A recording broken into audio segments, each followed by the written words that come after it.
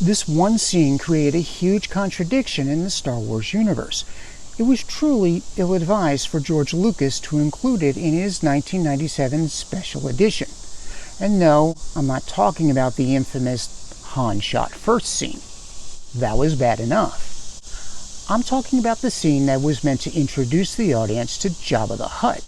This one scene symbolized all the bad habits that George Lucas had picked up since the years after he completed his groundbreaking 1977 cinematic triumph.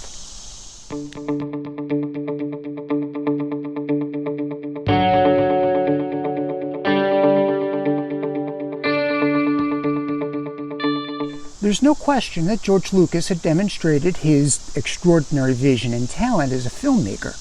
Aside from the cultural phenomenon that Star Wars became, George Lucas was responsible for such accomplishments as American Graffiti and Indiana Jones. But like all humans, Lucas had his flaws. While he was blessed with the ability to create the grand vision, he needed somebody to look over his shoulder to offer criticism and to keep him grounded. His original treatment for Star Wars, for example, was a big mess.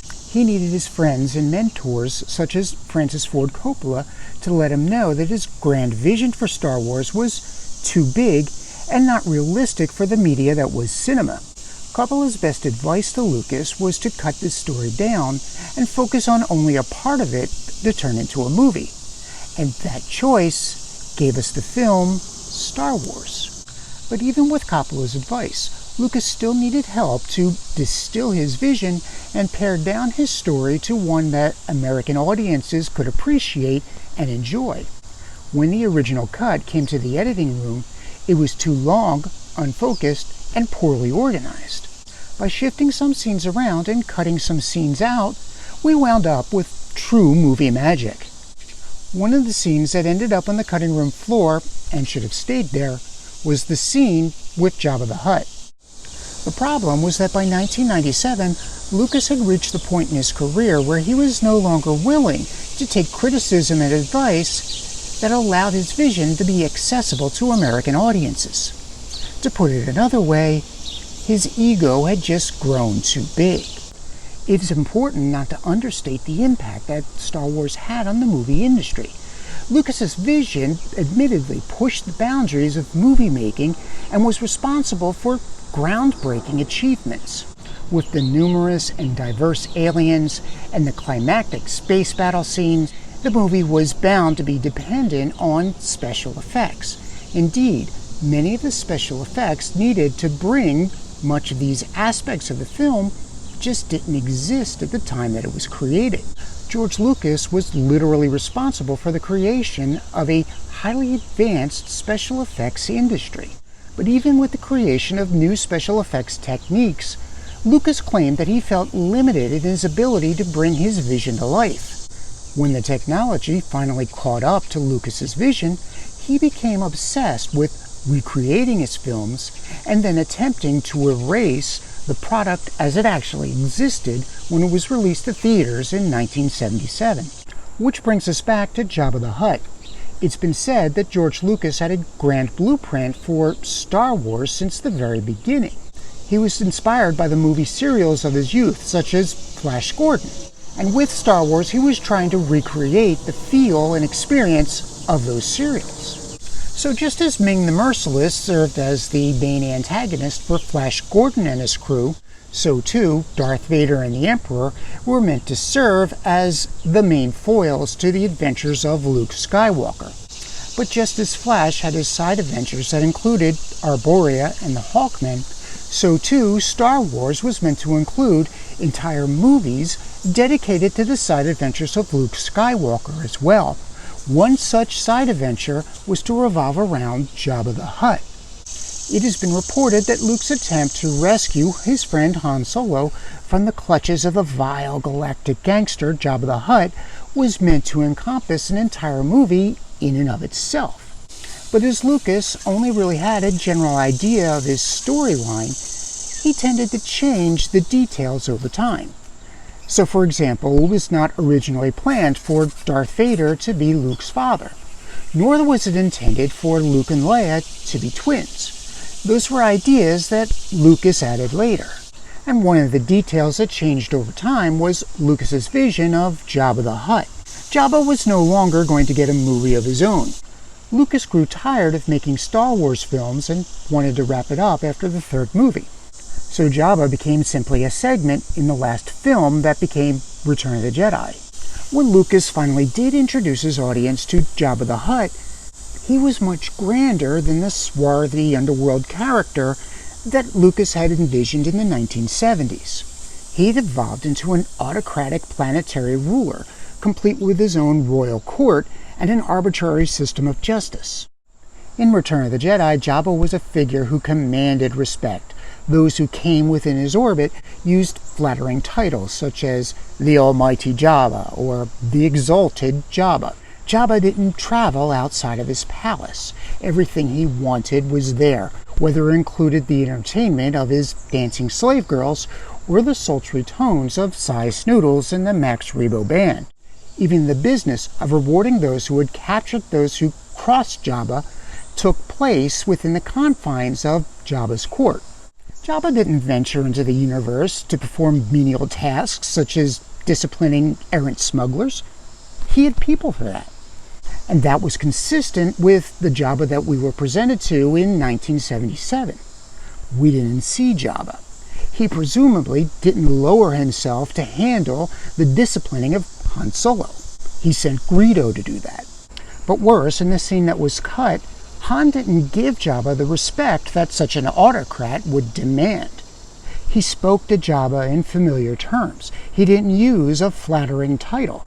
Worse yet, Jabba, who ruled Tatooine with an iron fist, literally let Han walk all over him. In an ultimate sign of disrespect, Han walked on Jabba's tail, and he did so in front of Jabba's armed underlings. And somehow the audience was expected to accept this turn of events, as if Jabba wouldn't have had Han shot on sight for such insolence. The subsequent characterization of Jabba the Hutt was simply out of sync with the way that the scene was originally written and shot. It no longer fit in the Star Wars universe. Yet, George Lucas was going to take a shoehorn, no, a wedge and a sledgehammer, and make it fit. I understand the limitations that the scene created for Lucas when he tried to fit it in his 1997 special editions. No matter what Lucas said in the 1990s, and he had a penchant for colorful elaboration of his intentions, he meant for Jabba to be a human or humanoid character. The way the scene was shot and blocked confessed this. It became awkward to use that footage, albeit altered by computer-generated graphics, and make it fit into the Star Wars universe. It should have stayed on the cutting room floor, along with Toshi Station and its power converters. Walking on Jabba's tail may have injected a bit of humor into the scene, but it was humor at Jabba's expense. The Jabba who threw Oola to the Rancor and was ready to throw Luke and his friends to the Sarlacc would never have tolerated such impertinence from Han. Moreover, the scene became redundant. All the information that Jabba gave in that scene had already been told to the audience through Greedo.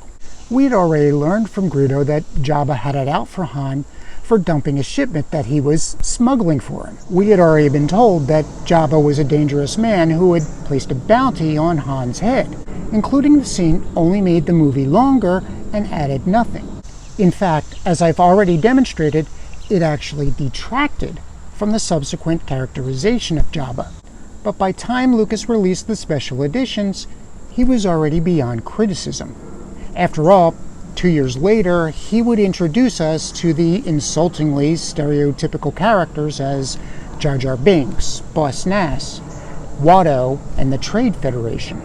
A few years later, Lucas would subject Indiana Jones fans to the inane plot that was the Kingdom of the Crystal Skulls.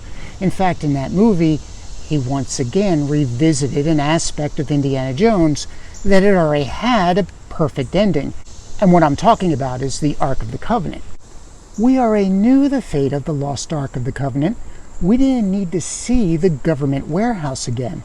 And by including it in the Kingdom of the Crystal Skulls film, it detracted from the original ending of Raiders of the Lost Ark. But George Lucas had to do what George Lucas wanted to do, no matter how many people told him that it was a bad idea.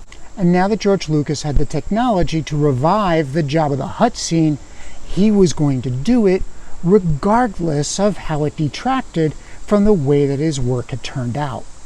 George Lucas was so focused on how he could rework the scene with the special effects in order to introduce Jabba the Hutt to the audience that he failed to consider whether he should do it. My name's Bill Kovacs. I'm the creator and primary contributor to the Dantooine Free Press. So I'm fighting cancer and I'm also disabled. If you feel generous enough to make a small one-time donation, you can do so through PayPal. I'll have instructions in the description below. A non-tax deductible donation will go to a special needs trust set up for my benefit that will help pay my expenses. Thank you for watching. Please consider subscribing to our channel and give us a like. Let us know in the comments below what topics you would like to see in the future. And hit that bell button if you would like to receive notification of whenever we release a new video.